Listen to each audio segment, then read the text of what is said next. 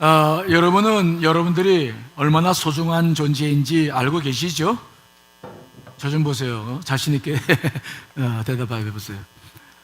제가 지금 오늘 설교 시간이 굉장히 급합니다. 스케줄이 많아가지고 이렇게 되면 막 말이 판이 튀고 이게 빨라지고 막 그래가지고 걱정인데 시간도 쫓기고 하지만 성령님께서 인도해 주실 줄 믿습니다. 여러분들이 얼마나 존귀한 존재인지 알고 계시나요? 저를 보시고 당당하게 말씀해 보세요. 여러분들은 정말 소중한 분들입니다. 우리는 나를 기준으로 내가 살아가는 모습으로 부족한 모습으로 판단하지만 하나님은 절대 그렇게 보지 않았어요. 십자가 보혈로 우리를 씻겨주시고 우리를 사랑해 주시고 지금도 여러분이 얼마나 소중한 존재인지를 아셔야 돼요. 그렇지 못하면 우리는 나만이 아니라 다른 사람도 사랑할 수 없어요. 내가 소중한 줄 알아야 다른 사람의 영혼도 얼마나 소중한지를 알게 되거든요. 우리는 내가 얼마나 소중한지 모르고 다른 사람들의 영혼이 소중한지 모르고 자칫 못하면 그 사람들이 하는 말이나 행동으로 모든 걸 다 판단해요. 그래서 그것이 기준이 안 맞으면 손을 딱 그어서 저 사람은 안 돼. 울타리를 탁 치고 커트해버리고 안 만나고 더 이상 어떤 여지를 주지 않아요.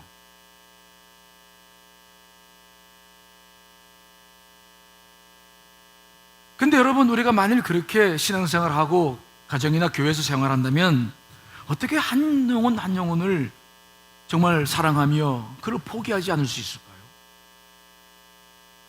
그럴 수는 없죠.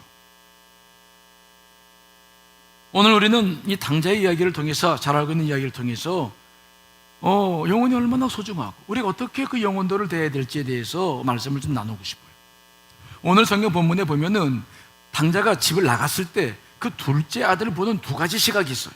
첫 번째 시각은 뭐냐? 아버지, 아들을 보내는 아버지의 마음이고, 두 번째는 그 동생을 보내는 형의 마음이 나와 있어요. 먼저 아버지의 마음이 어떤가 볼까요? 자, 여러분, 누가복음 오늘 본문 15장 12절 13절 읽습니다. 시작. 둘째가 아버지에게 말하되 아버지여, 제산 중에서 내게 돌아올 분깃을 내게 주소서 하는지라. 아버지가 그 살림을 각각 나눠 주었더니 그 후 며칠이 안 되어 둘째 아들이 재물을 다 모아가지고. 여러분, 오늘 본문의 말씀을 보시면은 둘째 아들이 자신에게 돌아올 유산을 달라고 하니까 아버지는 안 된다 말하지 않고 그 유산을 떼어서 주었어요. 그런데 그 유산을 준 것이 뭐라고 기록되고 있냐면 살림을 나눠줬다. 그러니까 현금이 아니었어요. 이 살림이라는 말 속에는 부동산 들어있고 가축도 들어있어요. 그러니까 이 아들이 그걸 팔아서 고향을 떠나려면은 그 모든 부동산을 현금화하려면 시간이 필요했어요. 그러니까 이 둘째는 아버지의 재산을 이제 땅을 내놓기도 하고 가축을 팔려고 이제 다 내놓았을 거예요. 지금처럼 부동산 중개업소가 있다고 한다면 좋았을 텐데 그렇지 않으니까 이제 내놨을 거죠. 그러면 그 내놓았을 때에 그 재산을 팔고 처분하는 과정을 아버지가 알았을까요? 몰랐을까요? 알았죠. 왜요? 그 부동산은 피 같은 것입니다. 그것을 팔려 내놨을 때 동네 사람이 놀라서 뛰어왔을 거예요. 아버지 친구들이, 아니 어떻게 된 일이야? 웬일이야? 이말만 해서 아버지가 그 재산을 처분하는 과정을 다 알고 눈으로 보는 거예요. 자기가 평생 동안 핏땀으로 모은 것들인데 그것들이 팔려져 나가는 것을 눈으로 보고 다 알고 있었어요. 그런데 아버지가 그것을 막았습니까? 안 막았습니까? 안 막아요. 내버려둬요.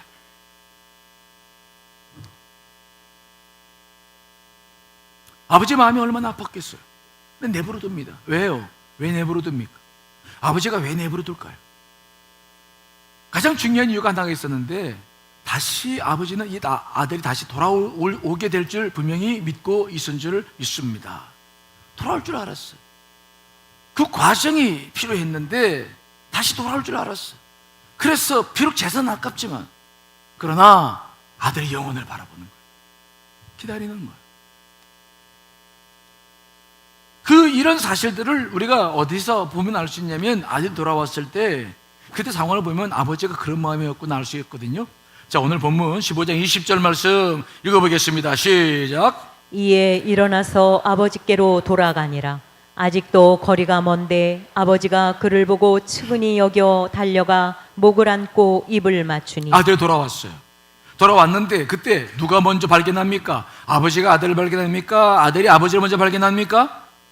아버지.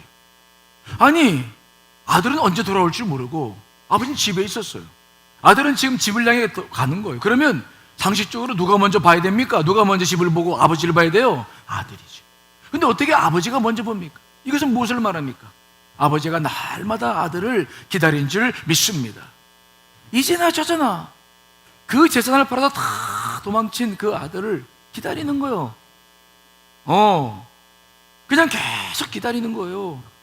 그렇기 때문에 기다리다가 보니까 아들이 보이는 거야. 거리가 멀다, 상거가 멀다, 서로의 거리가 멀다. 뛰어가서 막 아들 안고 입을 맞추고 새 옷을 입히고 가락지를 끼우고 아버지가 기다렸어. 그래서 내버려 둔 거예요. 돌아올 줄 알았어요. 과정은 필요했어요.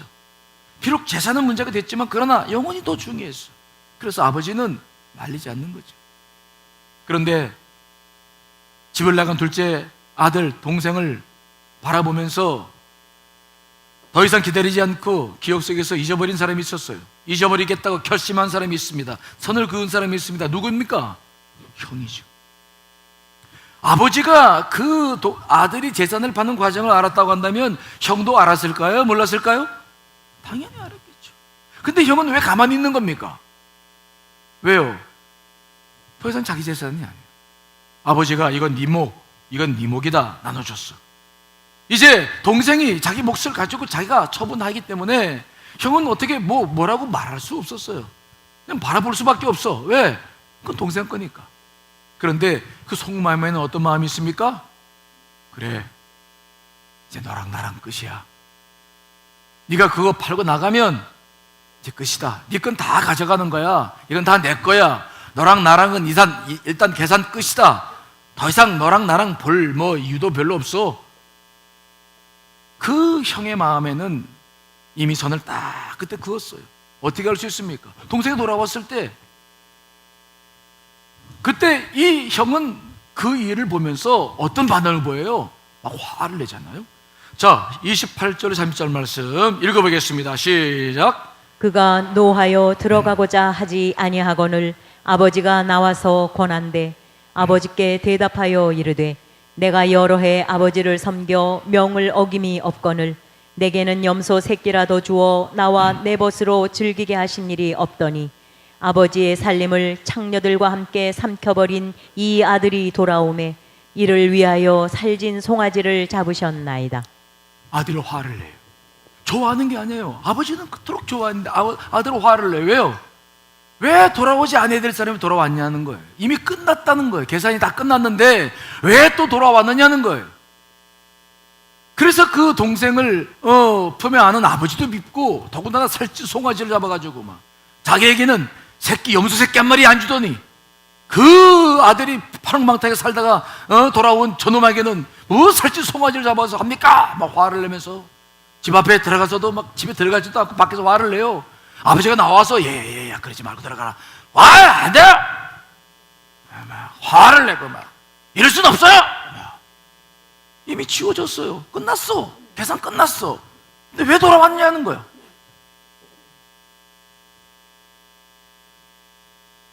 이 둘째 아들을 바라보는, 영혼을 바라보는 동일한 영혼이죠. 동일한 영혼을 바라보는 시가 이렇게 달라요. 여러분은 어느 쪽입니까? 영혼을 바라볼 때 아버지의 눈으로 바라보십니까? 아니면 형의 눈으로 바라보십니까? 여러분들은 어느 입장에 서 있습니까? 오늘 예수님께서 이 비유에 말씀하신 이유는 우리가 이 두 입장 중에서 어떤 입장이 있기를 원하시는 겁니까? 아버지의 마음, 아버지의 마음, 아버지의 마음. 그렇다고 한다면 어떻게 아버지는 그 자기 재산을, 평생 모은 재산을 그렇게 막 갖다가 낭비하고 허랑방태에 살고 그런 아들을 어찌 그렇게 품을 수 있을까? 어찌 기다릴 수 있었을까? 왜 형처럼 딱 자를 수도 있는데 왜 그렇게 하지 못하고 왜 그렇게 하는 겁니까? 아버지는 지금 영혼을 어떤 관점으로 보는 겁니까? 이게 중요해요.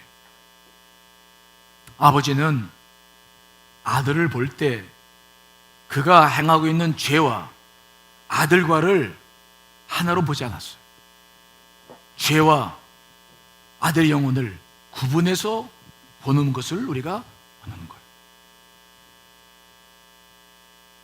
아들이 못된 짓을 하고 지금 재산을 다 팔아 허랑방탕하게 살고 있지만 그 죄를 때문에 아들 전체를 다 죄인으로 취급하잖아요. 죄와 사람을, 영혼을 구분하는 거예요. 이것은 우리가 알고 있는 말씀, 죄는 미워하되 사람은 미워하지 말라는 말과 일맥상통하는 말입니다. 아버지는 둘째 동생이 잘못된 짓을 분명히 행하고 있음에도 불구하고 그를 포기하잖아요. 왜요? 죄와 영혼을 구분해서 보기 때문에. 비록 지금 못된 짓은 하고 있지만 언젠가 사람 구실을 할 때가 올 것을 알고 있었어요. 아버지는 아들에게서 죄와 영혼을 분리해서 보기 때문에 이런 일이 가능했어요. 하지만 영은 그렇게 보지 않았어. 동생이 한 짓이 동생 그 자체야. 그러므로 배려나 더 이상 구제불능 문제야, 낙인 딱 찍어서 끝냈습니다. 죄와 영혼을 분리하지 않았어요. 그런데 아버지는 분리했어요. 이게 중요합니다. 아버지는 그 아들 속에서 지금 꿈틀거리고 있는, 아들의 내면 속에서 꿈틀거리고 있는 것을 보기 시작하는 거예요. 뭐가 꿈틀거리고 있습니까? 무엇이 그토록 꿈틀거려서 그 좋은 재산들을 다 낭비하고 그냥 집을 떠나게 만들고 아버지의 등을 돌리게 만들고 지금 그 아들 내면에서 꿈틀거리는 게 뭡니까? 아버지는 그걸 보는 거죠. 그게 뭐예요? 여러분들 영혼 속에서 가끔 꿈틀거리고 있는 그게 뭡니까? 그것은 바로 죄의 욕망이죠. 그가 단지 농촌이 싫어서 도시 생활하고 싶어서 간 것이 아니었습니다. 그가 다른 나라에 가서 자기 꿈을 이뤄보겠다는 생각이 아니었어요. 여러분, 그가 지금 하고 싶은 것이 무엇입니까? 그는 아버지 방해 안 받고 아무도 간섭하지 않는 곳에 가가지고 그냥 허랑방탕하게 살아보고 싶은 대로 다 모든 쾌락을 누려보고 살고 싶은 것 뿐이었습니다. 만일 그가 타국에 가서 뭔가 이루고 싶은 꿈이 있었다고 한다면 그는 그 많은 재산을 그렇게 허랑방탕하게 낭비하지 않았을 거예요. 그는 가정을 이루고 사업의 터전을 이루기 위해서 그는 그 돈을 썼을 것입니다. 하지만 그는 그런 꿈이 없었어요. 그냥 그 꿈틀거리는 죄성 때문에 그걸 가지고 그냥 살고 싶었어요. 방해받지 않고 하고 싶은 대로 다 하고 싶었어요. 그거밖에 없었어요.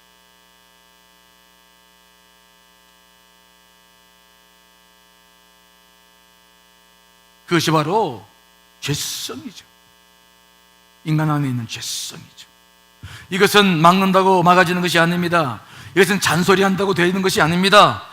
막으면 막을수록 더 기승을 부리고 불타오르는 것이 죄성이죠. 때문에 아버지는 둘째 아들을 말리지 않았습니다. 그것은 결국 하나님이 개입하셔야만 해결될 문제인 것을 아버지가 알았던 것입니다. 이해되십니까? 우리의 힘으로 무엇을 어떻게 그 정욕의 불길을 끌 수 있겠습니까? 그러나 이렇다고 해서 아들을 포기한 것은 아닙니다. 포기한 것은 아니었어요. 그때부터 아버지는 그 아들을 하나님께 맡기고 기도할 수밖에 없었어요. 그렇다고 한다면 그 둘째 아들 속에 역사하고 있는 죄의 본질은 무엇입니까?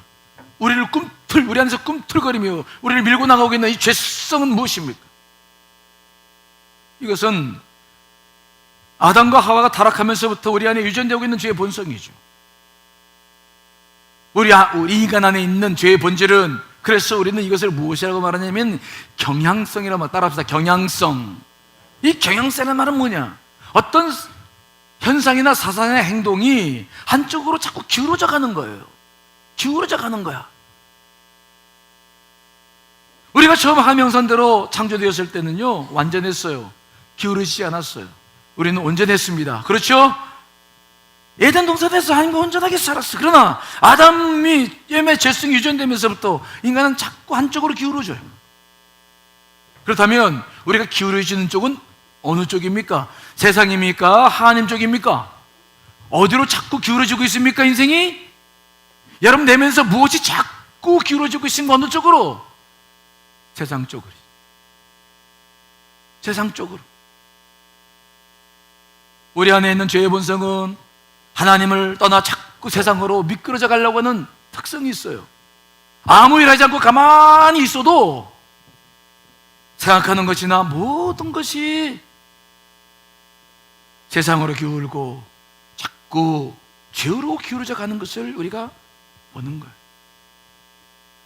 여러분, 오랜만에 시간이 났다고 생각해 보세요. 시간이 났어.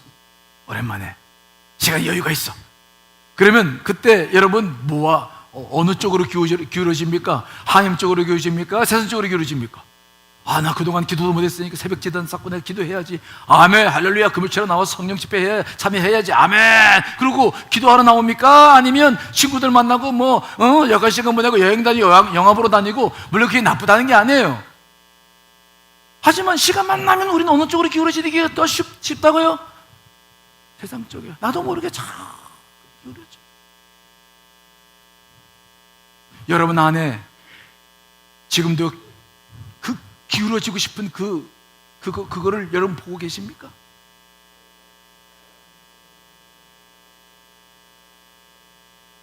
그렇다면 이 기울어지는 것은, 이 경향성은 무엇입니까? 그 경향성의 내용이 무엇입니까? 그것은 두 가지로 나타나는데, 하나는 하나님께 대한 반감이고 다른 하나는 하나님께 대한 대적이에요. 우리가 세상적으로 자꾸 기울어져 가는 것은 전부 하나님과 멀어져 가는 것입니다. 하나님의 말씀과 뜻과는 자꾸 반대가 되는 거예요. 이상하게 한 교회 나와 있어도 이상하게 반감이 생기고 뭔가 못마땅한 게 생기고 등을 쥐고 싶은 마음들. 우리가 이런 이렇게 기울어져 가는 나를 눈치채고 내가 영적으로 훈련하지 않으면 우리는 계속해서 미끄러져 갑니다. 사랑하는 여러분, 지금 여러분 마음도 한번 살펴보세요. 지금 예배를 드리고 있습니다. 지금 여러분 설교를 듣고 있죠? 그렇죠? 설교를 듣고 있는 순간에도 여러분 마음속에서 뭔가 푹 올라오는 게 있습니까? 뭔가 설교에 대해서 목사님 설교를 하고 뭔가 막 자꾸 반감을 갖고 있고 뭔가 막 자꾸 막 할 얘기가 많아. 막 자꾸 대적하고 싶고 막.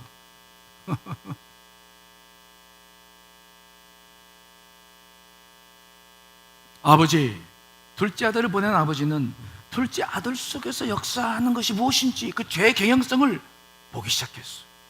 죄가 아들 안에서 지금 역사하는 것을 보는 것입니다.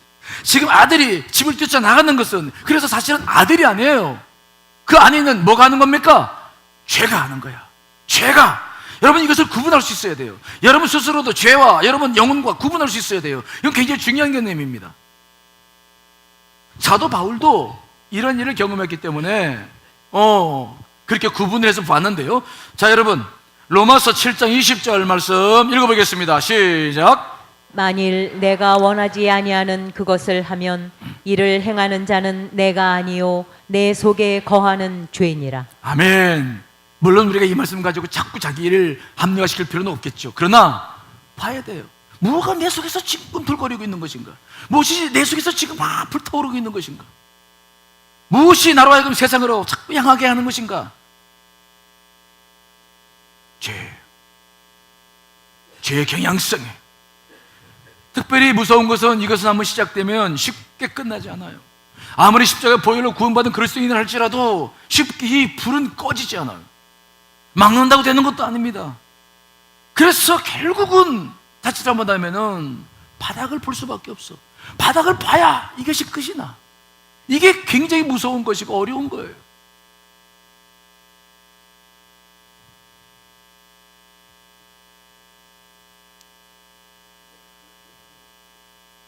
오늘 본문에 나와 있는 아버지는 아들 속에서 꿈틀거리는 것을 봐요. 하지만 그것은 아들이 아닙니다. 아들과 구분했어. 저 죄가, 저 죄덩어리가, 저 죄의 욕망의 경향성이 언젠가는 회복되리라. 언젠가는 다시 저 문제를 해결하고 돌아오리라. 죄와 그 사람을 함께 보지 않아야 돼요. 여러분 주변에 어떤 사람이 있다 할지라도 죄와 그 사람의 영혼을 구분할 수 있게 되시기를 간절히 축원합니다. 죄 문제 해결되면 되는 것입니다. 그렇다고 한다면 하나님께서 이제 이 문제를 어떻게 처리하실까요? 하나님께 맡겨드렸어. 하나님은 이제 이 문제를 어떻게 처리하십니까? 어떻게 해서 이 문제를 돌이키십니까?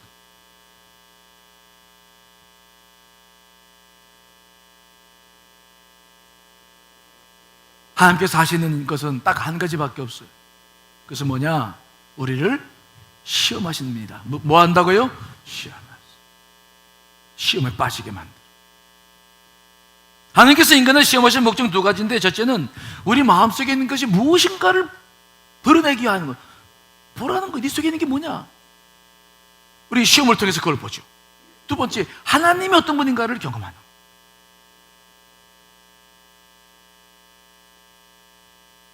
우리 예수 그리스도를 믿는 사람들에게는 두 가지가 있는데, 우리 안에는 하나님께 받은 은혜가 있어요. 여러분, 은혜가 있으시죠? 은혜가 있을 때는 선도 행하고 기도도 열심히 하고 뭐 충성도 해요. 근데 우리 안에는 여전히 은혜만 있는 것이 아니라 뭐가 있습니까? 옛사람으로부터 생긴 뭐가 있어요? 부패, 죄의 본성이 우리 안에 여전히 남아있어. 그렇죠? 그래서 우리는, 이 그리스도인들이 이것들이 깊은 곳에 있기 때문에 내가 누군지 잘 몰라. 은혜 받을 때는 그런 사람과 같이 보이다가, 또 뭔가 죄 속에 있다면 죄인처럼 보이다가, 내가 누군지를 정확히 모르고 아직도 내 속에서 일어나고 있는 일이 무슨 일인지 모르고 내가 왜 이렇게 살아야 되는지 잘 모를 때가 많아요. 그래서 하나님께서 늘 우리에게 주신 것이 있는데, 그것은 뭐냐면 시험이에요. 시험을 만나면, 밑바닥에 떨어지기 시작하면 이것이 보여요. 우리는 선지자 요나를 잘 압니다. 하나님의 선지자였는데도 하나님께서 니느웨에 가서 말씀 증거해서 회개시켜라 했는데, 니느웨의 백성은 아수르, 북이스라엘을 멸망시킨 민족 아닙니까? 그러니까 너무 기분이 나쁘니까 그냥 돌아서, 그래서 요바로 내려가서 그 니느웨에 가는 정반대인 다시스로 가는 배를 타서도 그냥 배 밑바닥에 들어가서 그냥 잠만 푹 자는 거야. 기울어져. 자꾸 하나님과 멀어져. 기울어져. 어디로 요나가 가고 있습니까? 그가 가는 쪽이 뭡니까? 하나님과 멀어진 쪽이야. 계속 자기 의지로. 결국 하나님께서 그 요나를 끼우기 위해서 불러온 게 바로 뭡니까? 뭐예요? 태풍을 불러가지고 바람이 막 불어가지고 갑자기 배가 뒤집어지고 막 사람들이 막 다 죽게 생겼는데 요나는 막 그 알면서도 막 듣기 싫어가지고 막, 그래서 사람들이 선지자가 가서 끌고 왔어. 갑판에 세워졌어. 막. 누구 때문에 이런 일을 봐야 되냐? 그냥 투표해가지고 제비 뽑아 자기 걸렸어도 그냥 자기를 받아서 던지라고. 이렇게 강박한 게 인간이에요. 그 죄성이 그렇게 힘들어요. 던지라! 죽겠다고. 이 인간들. 우리 안에 있는 그 죄성이 얼마나 무서운 줄 아십니까? 던졌어. 그러니까 그냥 바닷속에서 바다 끝, 땅 끝까지 떨어지고 그냥 풀이 막 뒤집어 쏘고 막 나중에 고래 뱃속에 들어가가지고 그냥 거기서 그냥 겨우 자기가 누군지를 깨닫고 회개하고 다시 돌아오고.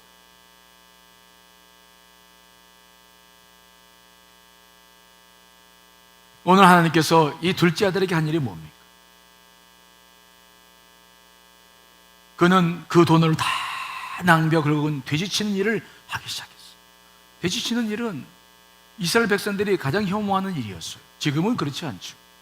하지만 이스라엘 백성들은 돼지고기를 먹지 않았습니다. 그들은 이방인들에게 팔려고 키웠는데, 그래서 이방인들이나 아니면 아주 최 밑바닥의 사람들이 일을 했는데 당자가 결국 그 바닥까지 떨어지는 거예요. 바닥까지 떨어질 수밖에 없어. 떨어져야 사람이 돌이켜. 이 바닥까지 떨어지지 않고 돌이켜야 이 지혜로운 사람인데, 이 둘째는 그러지를 못했어. 그 바닥 속에서 돼지가 먹는 쥐의 열매를 주워 먹었는데 그것도 배부르게 먹지 못하니까 그때서야 아버지의 집을 생각. 그때서야 자기가 도대체 왜 그러고 살았는지, 왜 그 좋은 재산을 다 낭비했는지, 왜 아버지를 떠났는지, 왜 아버지가 미웠는지, 왜 집이 싫었는지, 도대체 나를 이끌고 휘두르고 지금 끌고 갔던 것이 무엇인지, 그때서야 이게 뭔지를 보는 거예요. 그게 뭡니까?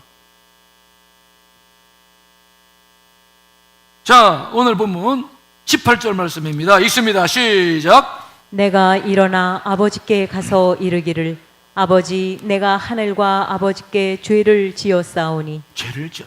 그제서야 자기의 속에서 불같이 일어나서 그 모든 걸 망가뜨리면서 처절하게 살아야 했던 그 에너지가 뭔지를 본 거예요.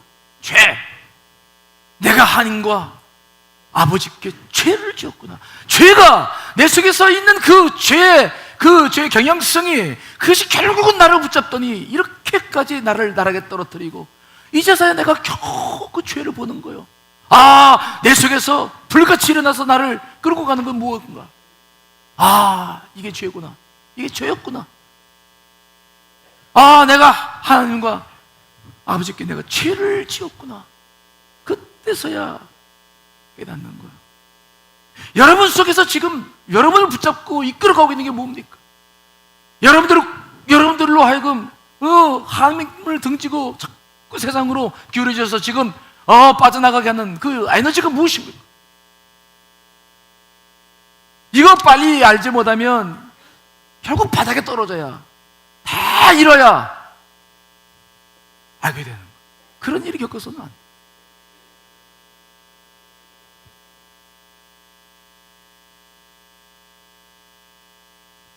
그가 집에 나올 때는 몰랐어요. 아버지 아직 건강하신데 아버지 내 거 주세요. 지거가 어디 있어? 하지만 그 유산을, 그 병망덕한 그걸 또 다 아버지가 본 앞에 다 처분하고, 아버지가 평생 이뤘던 것들을 하루아침에 다 팔아버리고, 그래도 당당했어요. 그러고 나와가지고는 그 돈을 그냥 물수도 쓰면서 허름망탕하게 살면서 그 삶을 살았던 몰랐어요. 뭐가 뭔지 몰랐어. 왜 그래 됐는지 그냥 그게 인생인 줄 알았겠지. 하지만 이제서야 겨우 바닥에 떨어져서야 아는 거예요. 아, 하나님, 내가 큰 죄인입니다. 나를 이끌었던 것은 죄였습니다.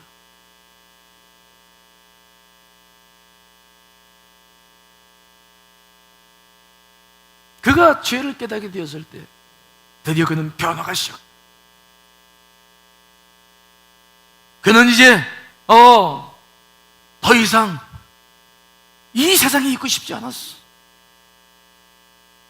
죄의 현장 속에서 더 이상 이 바닥 속에서 굶어 사는 것이 얼마나 힘든 일인지. 물론 자존심이 있어서 고민했을 거예요. 형도 있고, 만일 세상 사람이었다면 그는 그것을 끝냈을지 몰라요.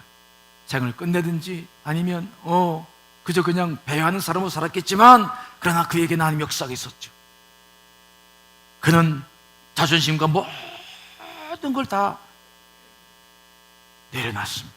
그리고 이제 집으로 돌아갈 결단을 하기 시작하는 거 20절 말씀입니다. 읽습니다. 시작. 이에 일어나서 아버지께로 돌아가니라. 아직도 거리가 먼데 아버지가 그를 보고 측은히 여겨 달려가 목을 안고 입을 맞추니. 아멘. 드디어 돌아와요. 드디어 돌아와.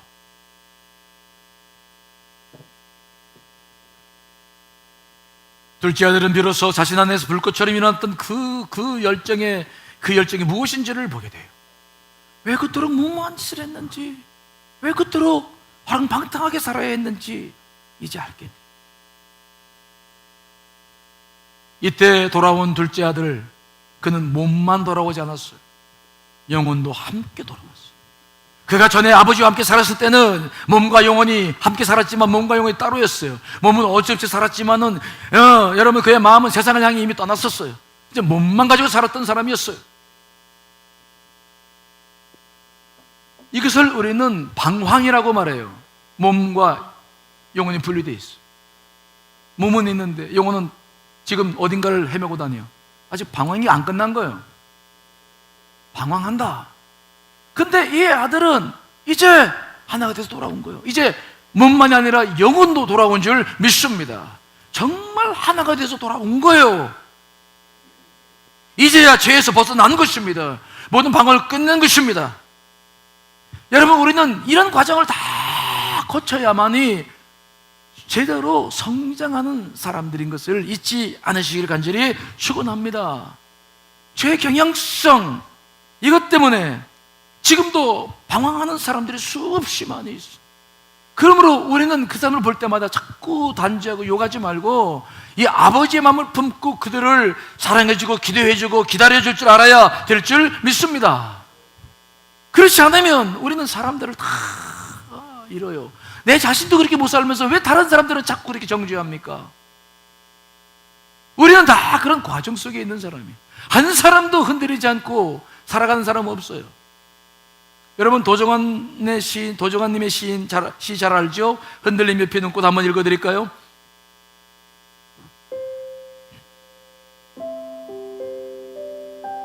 흔들리지 않고 피는 꽃이 어디 있으랴.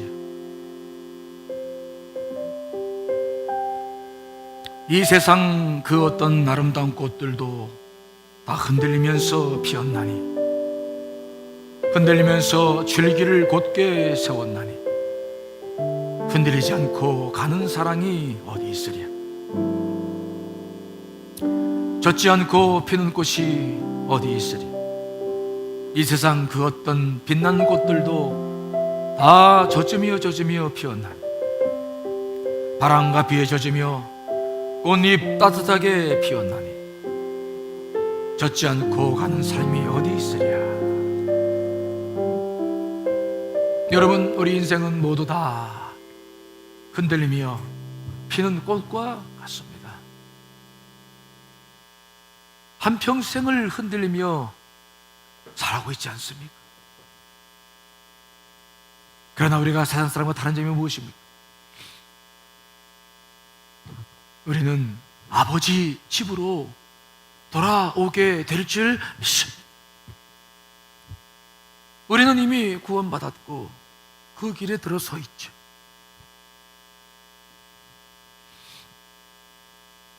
우리가 살면서 겪는 수많은 시험들은 바로 우리를 돌이키려는 하나님의 이 섭리와 깊은 관계가 있다는 것을 잊어서는 안 돼요.